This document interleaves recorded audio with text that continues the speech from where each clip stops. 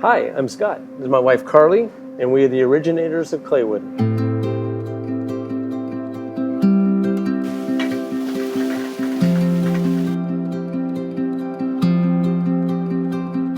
And we're proud to be located here in Hendersonville, North Carolina. This journey to get to a locally sourced model has been a long road. This industry often values speed and profit, going against that grain. And it's one of the hardest things we've done.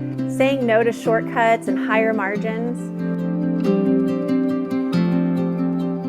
But we didn't open Claywood to chase trends or volume.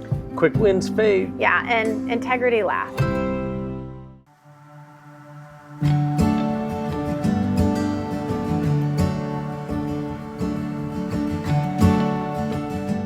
My journey to food is a little less conventional than I think most chefs, in terms of they had the grandma in the kitchen and everyone was always around the dinner table making these dishes that were passed down from family, traditions. Mine was more, my mom was busy raising 3 kids. We were very active. Food was just something to kind of get us all through. But I think the first time I really started to notice the gravity of food was, every Friday night we would go out as a family. My dad worked all week and we would, go to Applebee's or, something simple to kind of commemorate the week. And that was where I really started to kind of understand the power of food. And then as I grew up, I turned 18. My parents were like, you got to get a job. So I found a local dishwashing job. I fell in love with the culture more than anything. It was very much like a pirate ship. Everyone's having fun, there's a lot of chaos. And that was really where I fell in love with the kitchen. And then the food part really came later, after I could see that if you have good work ethic and drive, anything was really possible. We focus on what thrives naturally here. Heirloom tomatoes, radishes, greens, squash, herbs, beans. It's a rotation that follows the rhythms of the soil and the sun.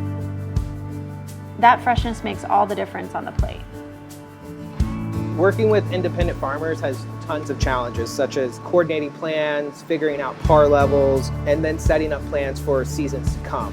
So there's a lot of forethought that goes into it, but ultimately it's really showed me that the relationships between each of us is really important. So, asking them how their day was, it actually goes a long way with them. They're out there in the fields by themselves, not a lot of interaction until they bring in their pride and joy to us. They bring their art in, and then it's my responsibility to really take it to another level from them. So the largest lesson is really just planning and really forming that relationship.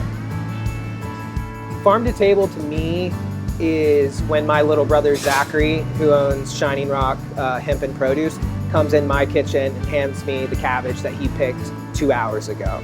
Farm to table to me is when Josh from Wellsdale comes in with his meat shipment and is telling me the name and the color of the cow and how much it weighed and what it was like and what it was eating, and really having those intimate details so that we can then, tell the diner and our staff about all the hands that go into making it to the plate. That is really important to me, that the guest knows how much work has gone from the soil to the plate. I think the farm to table word has kind of gotten used a lot, but it still means what it means. It is from the farm to the table. It's our responsibility to let everybody know what has gone in between.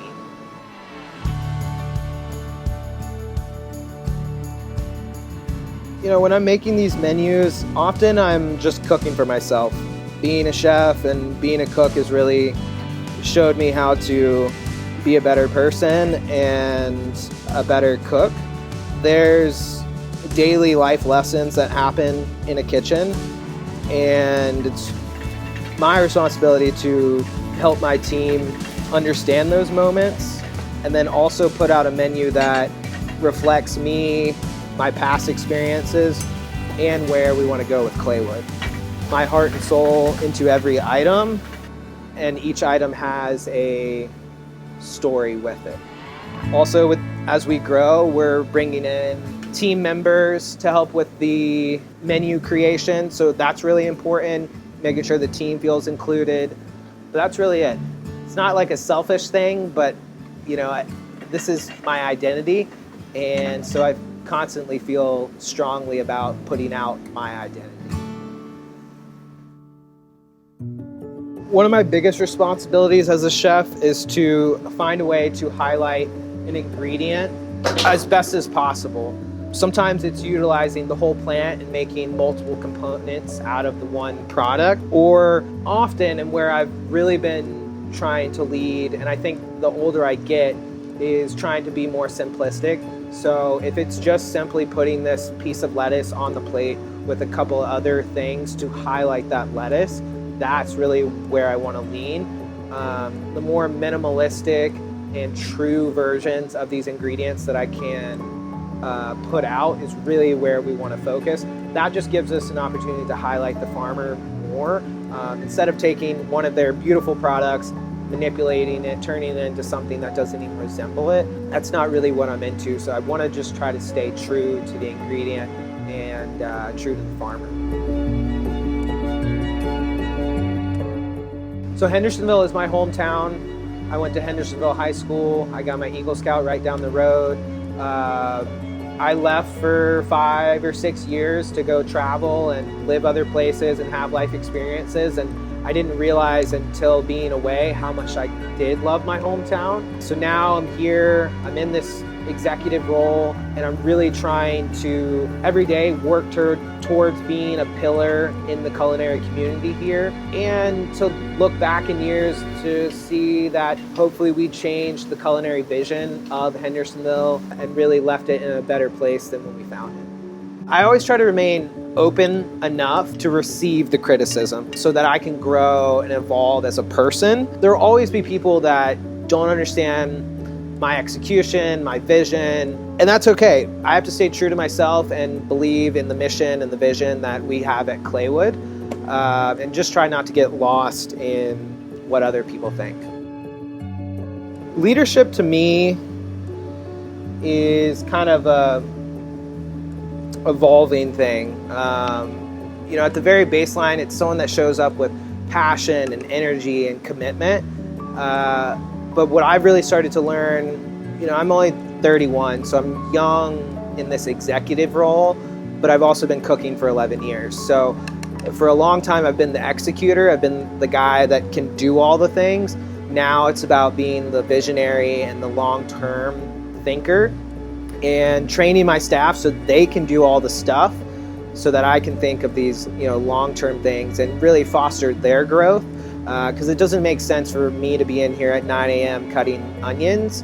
I need to give them those sort of opportunities so that they can grow into hopefully the position that I'm in. It's an ongoing conversation. Me and Carly have conversations daily about how we can both be better leaders, how she can lead me. I'm really lucky that it's always an evolving process. We want Claywood to be more than a restaurant. We want it to be a gathering place that reflects the soul of Western North Carolina. Our hope is that when people think of Claywood, they think of the warmth, the connection, the care, and that craft. That we honored our farmers, treated our team like a family. We want our kids in this community to know that good food can be a force for good, economically, emotionally, and ecologically. That's the legacy we are working toward every single day. We call it Appalachian-inspired seasonal cuisine, but really it's food that reflects where we are and who we are. Our menu is rooted in local farms, wild forage ingredients, and the traditions of this region, with a contemporary approach.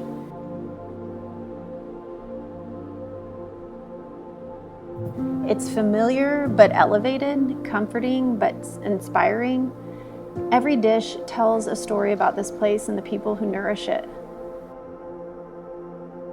We talk about food at home the way that we live at Claywood, through connection. Our kids know the names of the farmers who grow produce, the pastures where our pork is raised, and the seasons that shape what ends up on our table. We taught them that food doesn't come from a store. It comes from the earth, from people's hands, from effort, and from patience.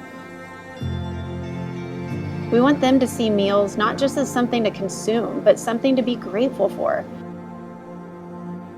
That sense of reverence matters because if they understand that now, they'll carry it with them forever.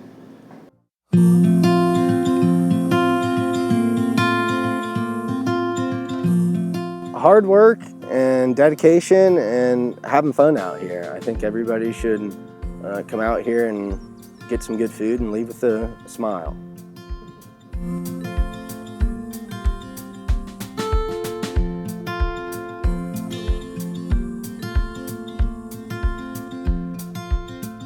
Because it helps people locally. You know, this county is founded in farming, and it's really important to help work the land and save it so that it can continue to be a great farming county. And I want to take part in that.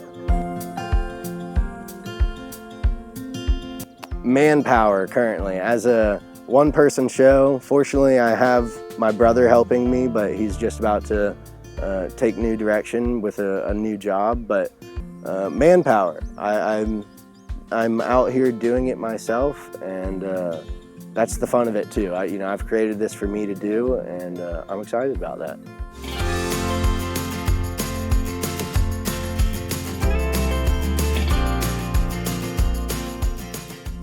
That you can be a part of it at a local point, that you can interact directly with your farmers and reach out to them and work with them and put money directly in their pocket. There's a lot of really great farmers here, and you should stop supporting the big companies and come to the little guy. I got some good stuff for you too.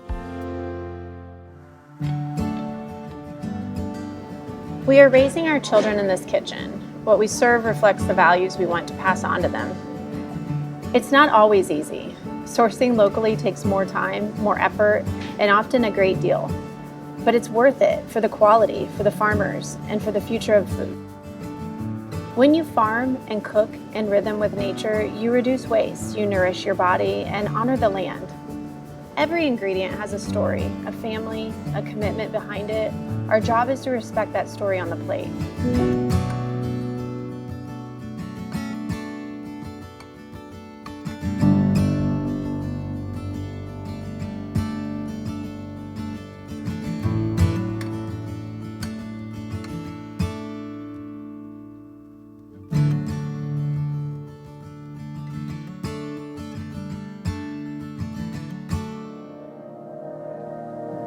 Sustainability, conservation, and stewardship. Mainly in keeping pastures that our ancestors worked their whole life cleaning it off to have grass for animals, keeping it clean. We do anything that we do. I mean, anybody that farms responsibly would not destroy their land for any reason. You know, they want to keep doing it. And everything turns back to what we are doing is these animals. This is the end product of what we do. So they're all treated the same as they come through. It's kind of like school. You know, that bunch over there is up to 8th grade. This bunch here is in high school. These are college.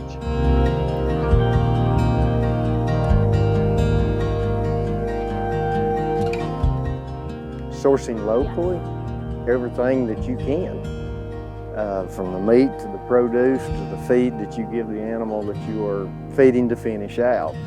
Just like us, we grow everything ourselves. Everything they eat is grown here on the farm.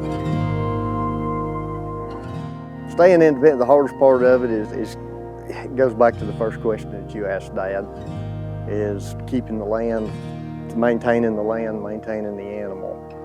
Look around, everywhere you look, they're growing houses instead of plants. Farmland is leaving here. It's very difficult to keep in, but so far we've had family land and we've been able to keep most of it here. So hopefully, that's my biggest challenge, is keeping the land with us.